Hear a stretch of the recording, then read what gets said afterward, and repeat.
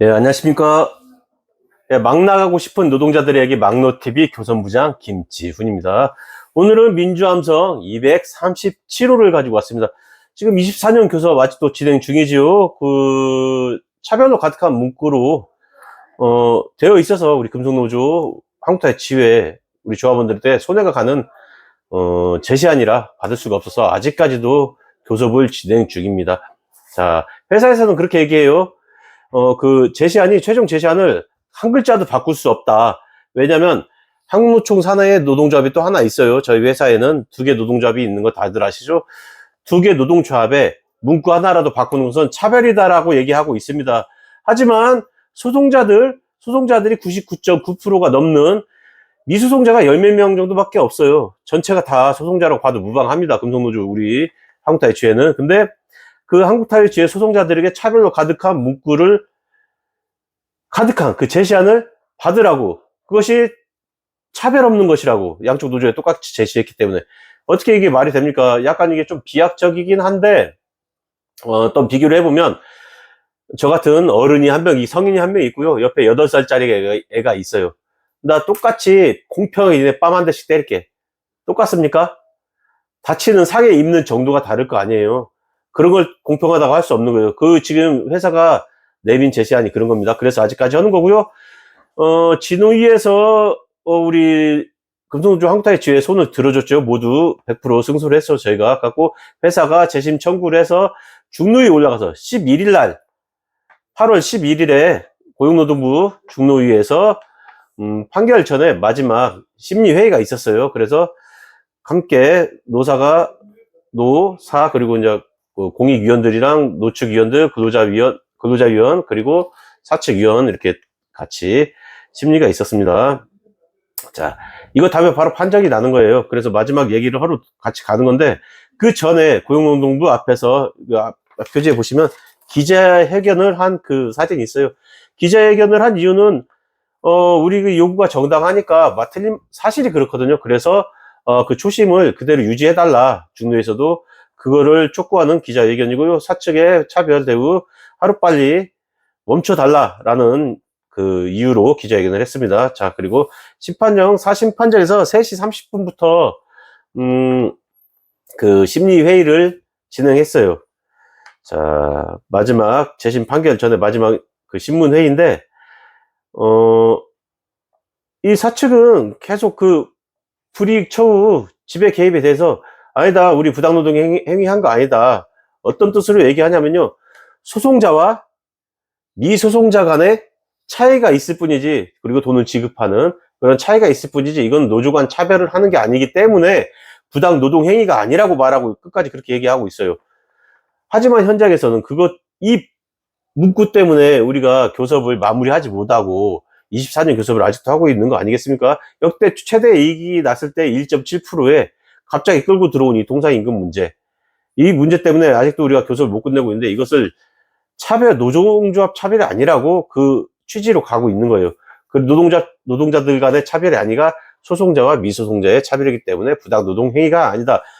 주요 골자는 그거 같아요. 회사에서 얘기하는 거. 그리고 또 그 질문이 있었어요. 21년이었죠. 그 이면 합의서 그 지금 도망간 그 박 위원장이 있었어요. 고문노조, 어용노조로 의심되는 노조죠. 그 합의서에 대한 얘기가 있을 때 9년 10개월치 통상임금에 대한 부분을 지급했었단 말이에요. 근데 이제 여기 중앙이 그 근로자위원이 그런 질문을 했어요.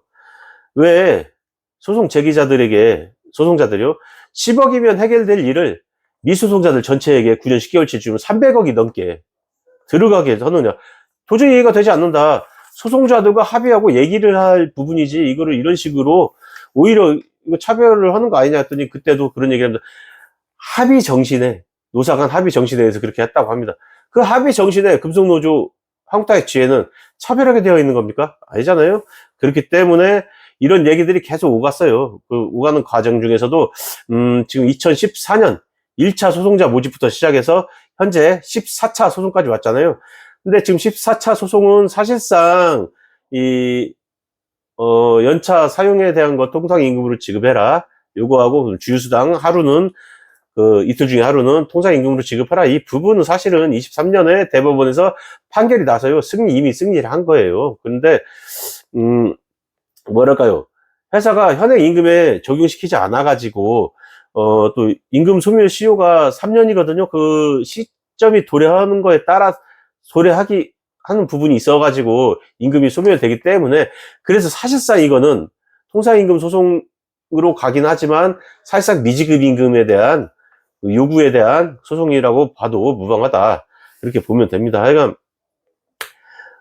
이런 부분들에 대해서 또 사측이 이렇게 지연 이자까지 내면서까지 이렇게까지 차별을 만들어가는 이유를 잘 모르겠다는 얘기들을 공무원이잖아요. 그 공익위원들도 그런 얘기를 같이 했어요.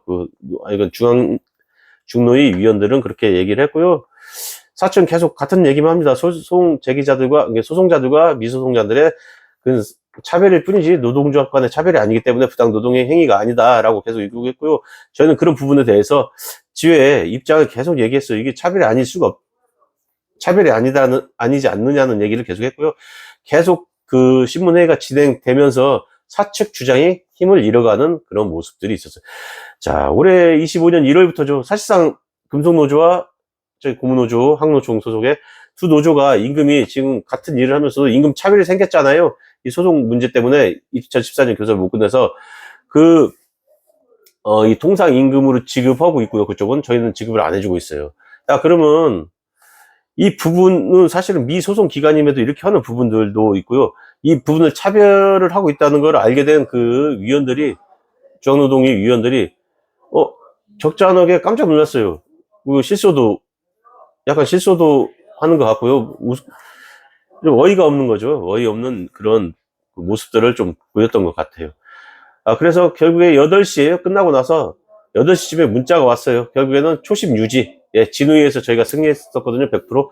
그거와 똑같이 초심 유지가 됐다라는 걸 받았고요. 이제 회사가 그러면 이제 24년 교섭이 우리가 끝낼 수 있는가, 우리 조합원들은 아마 이게 가장 궁금할 거예요. 그런데 모르겠어요. 어제 11일에 이 신문회의를 진행하는 이 날짜에 같은 날에 우리 조윤범 회장님이 배임 횡령 건으로 3년형을 받았잖아요. 1심에서 갖고 지금 2심 항소심 지금 어저께 1차 신문이 있었어요.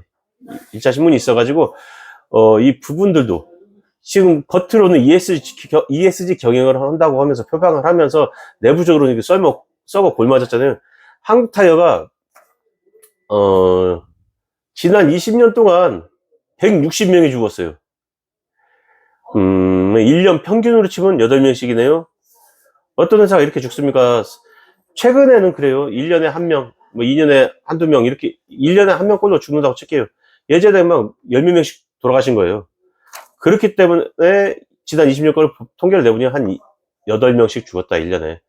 지금도 죽어요. 올해 초에도 한 번 돌아가셨잖아요. 영선 어떤 이용규님이. 죽음의 공장, 그 가운데서 금속노조가 생기면서 산재 진행도 하고, 산재 금속노조 한국타이어 지회가 생기고 나서 그 이후에 산재 진행률을 숫자만 봐도 현저하게 차이가 나거든요. 사람이 죽지 않는 공장, 다치지 않는 공장을 만들기 위한 노동조합이 한국타이어 지회가, 민주노조가 그렇게 움직이고 있다는 것을 방증하는 사실이에요. 사람이 죽지 않는 회사가 되어야 되는데 아직도 죽음의 공장이란 오명을 씻기에는 멀어 보입니다.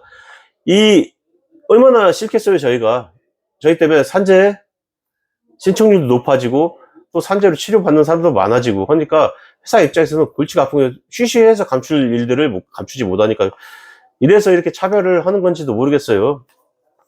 다시 돌아가게. 아까 24년 교섭 어떻게 될까? 자, 사측이 이 부분 행정소송까지 가게 되면 이제 형사 고발로 넘어가게 되는 과정이잖아요. 좀 부담이 있을 거예요. 그래서 지금 좀 마음을 고쳐먹고 지금이라도 차별 없애고 이런 24년 교섭을 같이 좀 진정성 있게 나선다면 지회에서는 같이 얘기할 의사가 있다. 24년 교섭을 마무리할 의사가 있다라는 얘기를 또 중노위원이 또 그런 얘기도 했어요. 조정할 수 없느냐. 이 차별에 대한 문제만 해결되면 해결하고 노사가 조정할 의사가 없냐고 저희는 우리는 그런 의사가 있다라고 밝혔고 회사는 제시안에 대한 문구를 바꿀 수 없다라고 당시에는 그렇게 얘기했어요. 지금은 또 어떤지 모르겠어요. 돌아가서 또 회사 관리자들 회의했을 거 아니에요. 교섭위원들이. 회의에서 어떻게 되고 있는지는 잘 모르겠습니다. 내부적인 회사 문제는. 어쨌든 뭐 그렇게 해서 교섭이 잘 이루어지면 뭐 좋겠습니다. 근데 또 하나, 이걸 참지 않고 그냥 회사가 행정소송으로 갈 수도 있어요. 진호위 중노에서 나왔던 거를 취소해달라는 행정소송을 제기할 수 있다는 거죠. 중노위 그 결정에 대한 거를 취소해달라, 이 부분이에요. 근데 지금 진호위 중노에서도 그렇고 지금 나와 있는 모든 증거들이 부당 노동 행위임을 가리키고 있어요. 모든 말들이, 손가락들이. 그렇기 때문에 행정소송을 가더라도 이거는 뒤집기는 힘들 것이다. 단순히 이건 시간 끌기이고 회사도 부담이 가는 행위예요, 이거는. 그래서 혹시라도 회사가 부담이 있다 하더라도 이런 식으로 끌려 간다면 저희도 뭐 지금 진행되고 있는 법적 투쟁들, 그리고 더불어서 이제 좀 사회, 대시민 선전전이든 또 사회에 뭐 여러 가지 뭐 탄원서든 사회에 좀 이런 차별이 만연하고 죽음의 공장을 계속 유지시키려고 하는 이런 모습들에 대한 것들을 알리는 현장 투쟁을 더욱 강력하게 진행해 나갈 것이다 라는 말씀 드리면서 민주함성 237호에 대한 내용은 이렇게 정리를 하도록 하겠습니다. 사람이 죽지 않고 집으로 돌아갈 수 있는 환경을 만드는 것은 민주노조, 동료들을 지키려고 하는 사람들이 힘을 쓸 때만 조금이라도 좋아진다는 걸 얘기를 드립니다. 그런 건 많은 증거들이 있어요. 그런 노조를 없애기 위한 회사가 차별을 만들어 가고 있다, 교섭에서조차. 이거는 계속 앞에 있는 영상, 앞에 있는 민주함성 선전지를 보시면 어떤 차별들이 있었고 어떤 일들이 있었는지 우리가 상식적으로 이해 못하는 일들이 계속 이루어지는 거예요. 이런 것이 왜 이렇게 일어나는지에 대해서는 이런 부분이 있다라고 이해하시면 될 것 같아요. 그래서 중노위 재심 판정도 초심 유지로 노동조합에 100% 손을 들어줬다는 말씀 드리면서 민주함성 237호 여기서 마치도록 하겠습니다. 안녕히 계십시오.